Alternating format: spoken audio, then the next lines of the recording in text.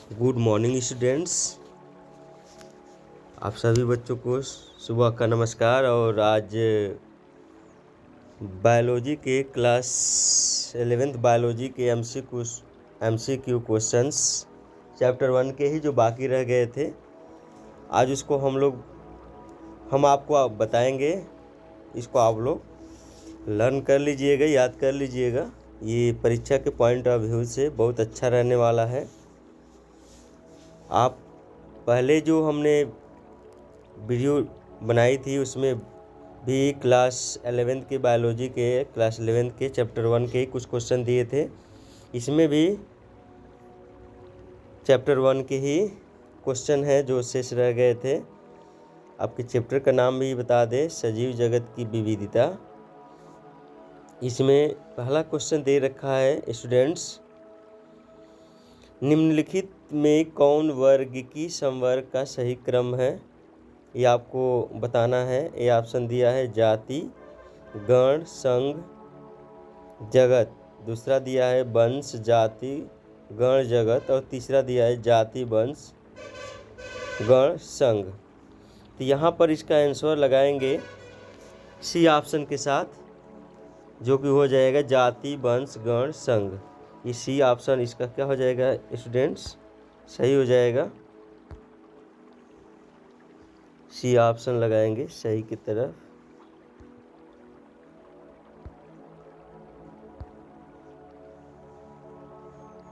C option सही हो जाएगा। आगे क्वेश्चन की तरफ बढ़ते हैं। दिया है, देखेंगे, निम्नलिखित में से शारीरिकी खंडीभवन किनमें पहले देखा गया? तो यहाँ पर आपको पता है ऑप्शन दिया है प्लैटीहेल्मिन्थेस, एस्केहेल्मिन्थेस, एनेलिडा, आर्थ्रोपोडा। तो इसका आप लोग आंसर लगाएंगे। इसका सही आंसर हो जाएगा सी ऑप्शन, एनेलिडा। आगे दिया है तीसरा क्वेश्चन, द्विपार्श्व सममित होता है घोंघा में, अमीबा में, मेढक में, सभी में? तो इसका ऑप्शन लगाएंगे, ये मेढक में होता है। तो इसका ऑप्शन हो जाएगा आपको सी ऑप्शन। सी ऑप्शन सही लगाएंगे, मेढक में।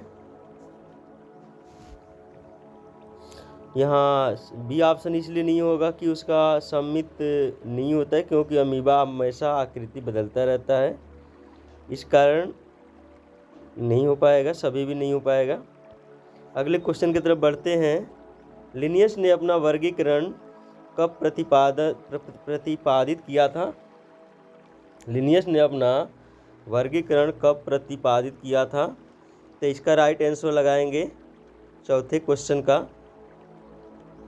ऑप्शन दिया है 1640 में, 1735 में, 1785 में, 1872 में। तो यहाँ पर इसका राइट आंसर हो जाएगा 1785 में। सी ऑप्शन गलत है इसका बी ऑप्शन सही होगा 1735। 1735 में बी ऑप्शन क्या है इसका? सही है, बी ऑप्शन सही है, 1735। चलिए आगे बढ़ते हैं। पांचवा क्वेश्चन, मोनेरा जगत के सदस्य होते हैं स्वपोषी, परपोषी, दोनों, कोई नहीं? तो यहाँ पर आपको पता है मोनेरा जगत में मुख्यतया जीवाणुओं को रखा गया है, जिसको बैक्टीरिया कहा जाता है, माइकोप्लाज्मा और साइनोबैक्टीरिया को रखा गया है। तो यहाँ पर जीवाणु स्वपोषी और परपोषी दोनों होते हैं। तो यहाँ इसका राइट आंसर लगाएंगे स्टूडेंट्स। इसका राइट आंसर क्या हो जाएगा? दोनों हो जाएगा, परजीवी होते हैं। चलिए आगे बढ़ते हैं छठवें क्वेश्चन की तरफ। सबसे लंबा पौधा किस पादप समूह का होता है? टेडोफाइट्स, टेडोफाइटा का, द्विबीजपत्री का, जिम्नोस्पर्म का, एक बीजपत्री। तो यहाँ पर ये होता है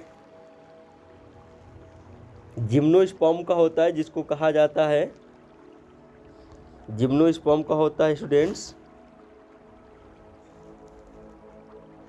छठवें का आप लोग लगाएंगे सी ऑप्शन, जिम्नोस्पर्म का।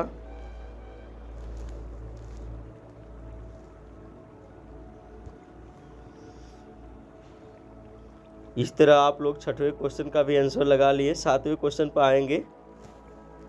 लाइकेन में पाया जाने वाला शैवाल सामान्यतः होता है किस रंग का होता है, यहाँ आपको आंसर लगाना है।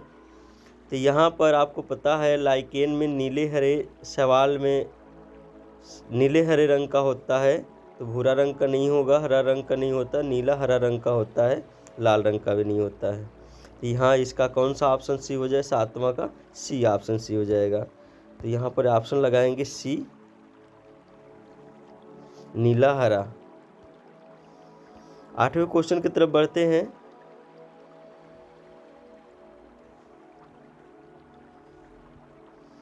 आठवें क्वेश्चन की तरफ बढ़ते हैं। निम्न पौधों में से कौन बीज उत्पन्न करता है। आपको पता है यहाँ बीज से संबंधित पूछा है कि कौन बीज उत्पन्न करता है, लेकिन फल नहीं, केवल बीज उत्पन्न करता है। मक्का, मिंट, पीपल, पाइनस। इसका आंसर लगाएंगे, आठवां का आंसर लगाएंगे आपको। तो यहाँ पर आपका हो जाएगा डी ऑप्शन, पाइनस होता है।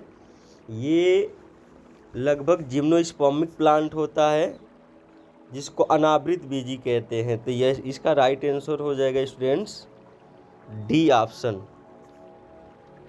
आगे बढ़ते हैं 9वें क्वेश्चन की तरफ। प्रोटिस्टा जुड़ा हुआ है किससे, heterotrophic organism, photo autotrophs, chemo autotrophs. हमको लगता है इसका राइट आंसर सभी हो जाएगा, डी हो जाएगा। तो यहाँ 9वां का डी ऑप्शन हो जाएगा students, D option is right answer हो जाएगा सभी में। प्रोटोजोआ में हेटेरोट्रॉफिक भी होते हैं, फोटोट्रॉफिक भी होते हैं, कीमोट्रॉफिक भी होते हैं। चलिए 10वें क्वेश्चन की तरफ बढ़ते हैं। वर्गीकरण के प्राकृतिक सिद्धांत का प्रतिपादन किसके द्वारा किया गया, लिने के द्वारा। वो लिने मतलब लिनियस से ही संबंधित हैं। हचिंसन, बाथम और हुकर, इंगलर और प्रैंक्टिस, ये सिद्धांत की बात किया हुआ है। तो यहाँ पर सी ऑप्शन हो जाएगा, 10वां का सी ऑप्शन हो जाएगा, बाथम और हुकर है, इसका राइट आंसर हो जाएगा सी। आगे बढ़ते हैं 11वें क्वेश्चन की तरफ।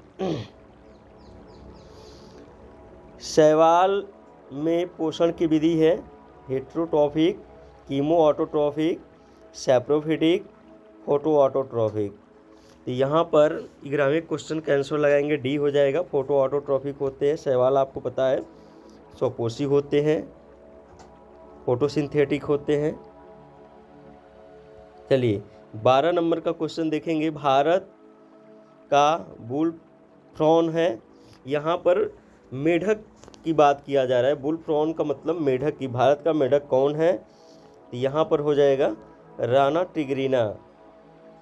ऑप्शन दिया है राना टिग्रिना, राना एस्कुलेंटा और राना सिल्वैटिका। इसका ए ऑप्शन सही हो जाएगा, राना टिग्रिना भारत का मेढक होता है, बुल फ्रॉन भी कहा जाता है। चलिए आगे क्वेश्चन की तरफ बढ़ते हैं। किन प्राणियों में पौधों तथा जंतु दोनों के गुण पाए जाते हैं, पैरामीशियम में, यूग्लिना में, माइकोप्लाज्मा में, बैक्टीरिया में। इसका राइट आंसर हो जाएगा स्टूडेंट्स यूग्लिना में। यूग्लिना स्वपोषी और परपोषी दोनों तरह का बिहेव करता है, तो दोनों का गुण पाया जाता है। और जंतु और वनस्पति के बीच की कड़ी भी कहा जाता है यूग्लिना को। आपको हमने क्लास पढ़ाते वक्त बताए भी थे, यूग्लिना दोनों के बीच की कड़ी माना जाता है, पौधों और जंतु के बीच की। आगे 14 नंबर का क्वेश्चन देखेंगे। चट्टान या पत्थर से सटे सवाल कहलाते हैं सेमोफाइट्स, लिम्नोफाइट्स, लिथोफाइट्स, लेप्टोफाइट्स। तो इसका आंसर 14 नंबर का लगाएंगे, यहाँ पर ये हो जाएगा लिथोफाइट्स हो जाएगा, सी ऑप्शन सही हो जाएगा, सी ऑप्शन सही हो जाएगा लिथोफाइट्स। 15 नंबर क्वेश्चन की तरफ बढ़ते हैं। कंट्रेक्टाइल वैक्यूल नहीं पाया जाता है, संकुचनशील रिक्तिका नहीं पाई जाती है। स्माइल मोल्ड्स में, स्पोरोजोआन्स में, सार्कोडीना में, जू फ्लैजलेट्स में। तो यहाँ पर 15 नंबर क्वेश्चन का आंसर लगाएंगे। 15 नंबर का क्वेश्चन लगाएंगे, ये हो जाएगा स्पोरोजोआल्स में, ये नहीं पाए जाते, बी इसका आंसर सी हो जाएगा। 15 नंबर क्वेश्चन के बी आंसर सी हो जाएगा। 16 नंबर क्वेश्चन की तरफ बढ़ते हैं। दिया है वायरस का आनुवांशिक पदार्थ हो सकता है, तो आपको पता है डीएनए और आरएनए दोनों होता है, डीएनए और आरएनए, डीएनए या आरएनए हो सकता है। यहाँ पर 16 नंबर क्वेश्चन का लगाएंगे, डीएनए और आरएनए साथ नहीं होते, या तो डीएनए होता है या तो आरएनए होता है। तो इसका राइट आंसर क्या लगाएंगे स्टूडेंट्स? लगाएंगे D option is the right answer. 17 number question दिया है, प्रोटोजुआ में कंट्रेक्टाइल वैक्यूल का उपयोग किस कार्य में होता है? प्रजनन, गति, पाचन, ऑस्मोरेगुलेशन। तो यहाँ पर प्रोटोजुआ जैसे अमीबा हो गया, पैरामीशियम हो गया, यूग्लिना हो गया, ये प्रोटोजुआंस में आते हैं। तो इसमें जो संकुचनशील रिक्तिका होती है, कंट्रेक्टाइल वैक्यूल्स होता है, इनमें इसका काम होता है ऑस्मोरेगुलेशन का। ऑस्मोरेगुलेशन को कहा जाता है जैसे कि उसमें शारीरिक नियमन बना रहे, इसको कहा जाता है। डी ऑप्शन सही हो जाएगा। 17 नंबर क्वेश्चन का डी ऑप्शन सी हो जाएगा, ऑस्मो रेगुलेशन। 18 नंबर क्वेश्चन देखेंगे, कवक है उत्पादक, उपभोक्ता, अपघटक, इनमें से कोई नहीं। तो यहाँ पर अपघटक होते हैं, कवक आपको पता ही है कि अपघटक होते हैं। आगे दिया है 5 जगत वर्गीकरण पद्धति किसके द्वारा प्रस्तुत किया गया? 5 किंगडम क्लासिफिकेशन किसके द्वारा दिया गया है? लिने के द्वारा, जॉन रे के द्वारा, व्हिटेकर, लेमार्क। यहाँ पर हो जाएगा सी ऑप्शन सही हो जाएगा, व्हिटेकर। आरिस व्हिटेकर हमने आपको बता रखे हैं। आगे दिया हुआ है, एक कोशिकीय प्राणी के लिए प्रोटिस्टा शब्द का प्रयोग किसने किया था? तो 20 नंबर क्वेश्चन का आंसर लगाएंगे। यहाँ पर लिस्टर दिया है, पास्चर दिया है, हैकल दिया है, कोच दिया है। तो प्रोटिस्टा शब्द का प्रयोग किसने किया था स्टूडेंट्स? यहाँ पर किया था, सी ऑप्शन सही हो जाएगा, हैकल ने किया था। इसका हो जाएगा राइट आंसर हैकल। ये क्वेश्चन आपको पिछले वीडियो में हमने बता रखे हैं। दुधवा राष्ट्रीय उद्यान कहाँ स्थित है? इसका आंसर आप लोग खुद कमेंट बॉक्स में देंगे। 21 नंबर क्वेश्चन का आंसर आप लोग कमेंट बॉक्स में खुद देंगे, जो कि पहले वीडियो में हमने बता रखा है। आगे 22 नंबर के क्वेश्चन की तरफ बढ़ेंगे। स्पॉन्ज में पाचन की विधि है अंतःकोशिकीय, अंतरकोशिकीय, दोनों, कोई नहीं। तो 22 नंबर क्वेश्चन का आंसर लगाएंगे। ये दोनों प्रकार का पाचन विधि होता है इनमें। तो इसका कौन सा ऑप्शन सी हो जाएगा? इसका ऑप्शन हो जाएगा सी, दोनों हो जाएगा। द्विनाम नामकरण पद्धति किसके द्वारा प्रस्तुत किया गया है? तो यहाँ पर 23 नंबर क्वेश्चन का आंसर लगाएंगे। तो ये हो जाएगा लिनियस। लिने भी उनको दिया गया है कहीं कहीं लिने, तो ये लिनियस नाम दिया गया है। यहाँ पर किसने दिया था स्टूडेंट्स? लिनियस ने। ये पिछले वीडियो में हमने भी बता रखा है आपको। मैक्रोमेरिज्म किसका गुण है? मैक्रोमेरिज्म किसका गुण है? पोरिफेरा का, प्लैटीहेल्मिन्थेस का, मोलस्का का, एनेलिडा का। तो 24 नंबर क्वेश्चन का आंसर लगाएंगे। ये होता है गुण एनेलिडा संघ के प्राणियों का होता है, जिसमें एनेलिडा में कौन आ जाएंगे? जोंक आ जाएंगे और आ जाएगा केंचुआ। ये डी ऑप्शन 24 नंबर का सही हो जाएगा। 25 नंबर क्वेश्चन की तरफ बढ़ते हैं स्टूडेंट्स। जंतु जो अंडे देते हैं कहलाते हैं ओविपेरस, विविपेरस, कोई नहीं। तो इसका आंसर लगाएंगे। इसका ऑप्शन हो जाएगा ओविपेरस। मतलब क्या होता है? जो अंडे देने वाले प्राणी होते हैं। और विविपेरस मतलब जो बच्चे देने वाले प्राणी होते हैं। और ओविविपेरस का मतलब जो अंडे और अंडे देकर बच्चे को दूध पिलाने वाले प्राणी होते हैं। तो इसका सही आंसर हो जाएगा ये ऑप्शन सही हो जाएगा, ओविपेरस, जिसको हिंदी में अंड प्रजक भी कहा जाता है। चलिए आगे बढ़ते हैं। 26 नंबर क्वेश्चन, थैलस हरा चिपटा फीते के आकार का होता है। ये तो हम पिछले वीडियो में ये भी क्वेश्चन का आंसर आपको दे रखे हैं। इसका भी आप लोग 26 नंबर क्वेश्चन का आंसर आप लोग खुद लगाएंगे, ठीक है। इसका भी आप लोग आंसर खुद लगाएंगे। 27 नंबर क्वेश्चन का आप लोग देखेंगे। बेंथम तथा हुकर ने अपनी पद्धति में इसको रखा है। तो एक बीजपत्री को द्विबीजपत्री के बाद रखा, द्विबीजपत्री को एक बीजपत्री के बाद रखा, एक बीजपत्री तथा द्विबीजपत्री को एक साथ रखा, इनमें से कोई नहीं। तो इसका आंसर लगाएंगे स्टूडेंट्स आप लोग। 27 नंबर क्वेश्चन का कौन सा आंसर लगाएंगे आप लोग, पढ़िए और सही आंसर लगाइए। तो यहाँ पर उन्होंने क्या किया था, 27 नंबर क्वेश्चन का एक बीजपत्री को द्विबीजपत्री के बाद रखा है। यहाँ पर ए ऑप्शन सी हो जाएगा। 28 नंबर क्वेश्चन का आंसर लगाएंगे, जैव विविधता क्यों आवश्यक है। इसका भी आप लोग आंसर खुद लगाएंगे। इसका भी पिछले वीडियो में हमने सॉल्यूशन दे रखा था, ठीक है। आगे बढ़ते हैं 29 नंबर क्वेश्चन की तरफ। जैव संरक्षण क्यों आवश्यक है, जैव संरक्षण क्यों आवश्यक है। लकड़ी उत्पादन के लिए, जानवरों के शिकार के लिए, चमड़ा उद्योग के लिए, प्रकृति के संचालन के लिए। ये भी आपको आंसर हमने दे रखे हैं पहले वीडियो में। इसका डी ऑप्शन सी हो जाएगा, प्रकृति के संचालन के लिए। 30 नंबर क्वेश्चन का आंसर है, पारितंत्र संचालित होता है जैव विविधता से, जैव समरूपता से, पादप समुदाय से, जंतुओं से। तो ये भी आंसर आप लोग पिछले वीडियो में दे रखे हैं, पढ़ रखे हैं इसके बारे में। इसका सही हो जाएगा जैव विविधता से। तो ए ऑप्शन सी हो जाएगा, 30 नंबर का ए ऑप्शन सी हो जाएगा। 31 नंबर क्वेश्चन की तरफ बढ़ते हैं। 31 नंबर क्वेश्चन की तरफ बढ़ते हैं। माइकोप्लाज्मा है यूकैरियोटिक, प्रोकैरियोटिक, होलोजोइक, मोनोजोइक। तो माइकोप्लाज्मा के बारे में बता रखे हैं। ये भी क्या है स्टूडेंट्स, ये भी होता है प्रोकैरियोट होता है। चलिए 32 नंबर क्वेश्चन को लगाएंगे। माइकोप्लाज्मा का आनुवांशिक पदार्थ होता है डीएनए, आरएनए दोनों। तो ये भी आपने आंसर लगा रखा है, दोनों होता है।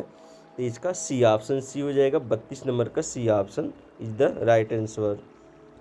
33 नंबर क्वेश्चन का माइकोप्लाज्मा का डीएनए होता है। ये भी आपने आंसर लगाया है, एक लड़ी वाला कुंडलित, दो लड़ी वाला कुंडलित, एक लड़ी वाला अकुंडलित और दो लड़ी वाला अकुंडलित। तो इसका आंसर लगाएंगे आप लोग सही। ये भी पिछले वीडियो में हमने आपको बता रखा है। तो बी ऑप्शन सी हो जाएगा, दो लड़ी वाला कुंडलित होता है इसका आंसर, ठीक है। तो बी ऑप्शन सी, ठीक है। आगे बढ़ते हैं 34 नंबर क्वेश्चन की तरफ। माइकोप्लाज्मा का आरएनए पाया जाता है। ये भी आपको हमने पिछले वीडियो में बता रखा था। प्रोटोप्लाज्म में, केंद्रक में, राइबोसोम में। प्रोटोप्लाज्म और ribosome, D option is the सही हो जाएगा। इसका डी ऑप्शन बिल्कुल सही है। यहाँ पर इसका हो जाएगा प्रोटोप्लाज्म और राइबोसोम में, ठीक है। 34 नंबर क्वेश्चन हो गए। 35 नंबर की तरफ बढ़ते हैं। माइकोप्लाज्मा का डीएनए होता है, हिस्टोन प्रोटीन से घिरा रहता है, नग्नावस्था में रहता है, एक लड़ी वाला अकुंडलित होता है, इनमें से कोई नहीं। तो यहाँ पर आपको पता है कि इसमें केंद्रक आवरण नहीं पाया जाता, नग्नावस्था में रहता है। तो ये कौन सा ऑप्शन सी हो जाएगा आपके लिए, ये हो जाएगा बी ऑप्शन, नग्नावस्था में रहता है। 36 नंबर क्वेश्चन का आप लोग खुद आंसर लगाएंगे, हम कमेंट बॉक्स में आप लोग आंसर लगाएंगे। पौधे का शरीर किस पादप, किस समुदाय में जड़, तना, पत्ती, फूल, फल में विभेदित रहता है। शैवाल, ब्रायोफाइट, नग्नबीजी, पुष्पी पौधे। तो यहाँ पर आप लोग आंसर इसका कमेंट सेक्शन में देंगे। आगे 37 नंबर क्वेश्चन क्या कर रहा है, अपस्थानिक अस्थानिक जड़ पाया जाता है किनमें, नग्नबीजी में, पुष्पी पादपों में, ब्रायोफाइट्स में, शैवाल में। तो 37 नंबर क्वेश्चन का आंसर लगाएंगे आप लोग। यहाँ पर हो जाएगा अस्थानिक जड़ पाया जाता है। तो ये 37 नंबर क्वेश्चन का आप समझे बी पुष्पी पौधों में, तो यहाँ पर आप लोग लगाएंगे पुष्पी पौधों में। उल्फिया का पौधा ऊंचाई में होता है। उल्फिया का पौधा ऊंचाई में होता है। सूक्ष्मदर्शी, शाकीय, झाड़ियों, लंबा पेड़। यहाँ पर सबसे छोटा पौधे की बात किया जाए तो ये सूक्ष्मदर्शी होता है। सूक्ष्मदर्शी मतलब सूक्ष्मदर्शी से देखा जाता है। सबसे छोटा पौधा होता है उल्फिया का, आप लोग याद रखेंगे। सबसे लंबा पेड़ किसका होता है? यहाँ पर सिकोया सैमनी पेरम्स होता है। ये आपका सेम्पीवायरेंस होता है सिकोया का, शीशम का नहीं होगा, पीपल के नहीं होगा। और उल्फिया का आपको पता है कि छोटा सबसे पौधा होता है, तो ये हो जाएगा बी ऑप्शन। गेहूं का तना होता है आरोही, काष्ठीय, खोखला, विपर्शी। 40 नंबर क्वेश्चन का आंसर लगाएंगे, C option is the right answer हो जाएगा। खोखला होता है, आपको पता भी है, अंदर से खोखला होता है। यहाँ पर 41 नंबर क्वेश्चन लगाएंगे, पान की पत्ती का आकार कैसा होता है? रेखाकार, लटवाकार, गुर्दाकार, हृदयाकार। तो आपको पता है कि हृदय का आकार का होता है, डी ऑप्शन सी हो जाएगा 41 नंबर का।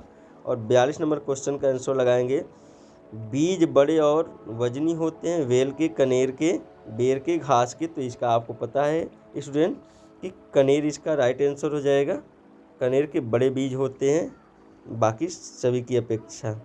ठीक है, ये कुछ महत्वपूर्ण क्वेश्चन आपके लिए रहे जो आपके एग्ज़ाम के पॉइंट ऑफ व्यू से इम्पोर्टेंट रहने वाले हैं। आप रिवीजन करते रहेंगे।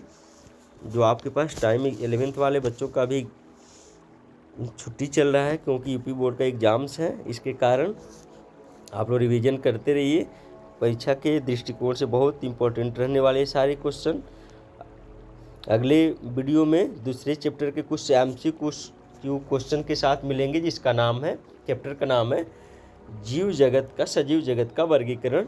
तो इस वीडियो को यहीं तक रहने देते हैं स्टूडेंट्स, मिलते हैं नेक्स्ट वीडियो में। तब तक लिए बाय बाय, गुड मॉर्निंग।